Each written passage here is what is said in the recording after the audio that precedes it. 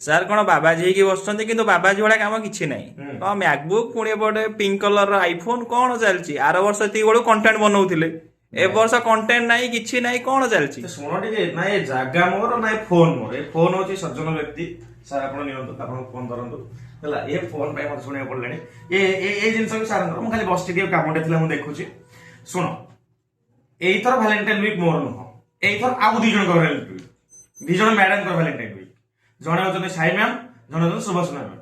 ଆରେ ଦିଟା ଚ୍ୟାନେଲ ନାମ, ଗୋଟେ ହଉଛି ଓଡିଶା ଟେକ୍ସଟ ବୁକ୍, ଆଉ ଗୋଟେ ହଉଛି Odisha teaching by text book.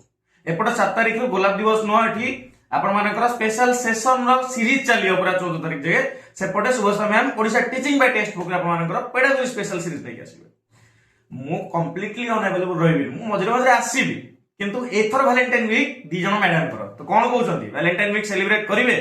ଆମ ଚ୍ୟାନେଲ ଦିଟାକ ଚ୍ୟାନେଲ ଆସିବାକୁ ପଡିବ, ହଁ କି ନାଇଁ? କମେଣ୍ଟ ସେକ୍ସନ ଜଣାନ୍ତୁ।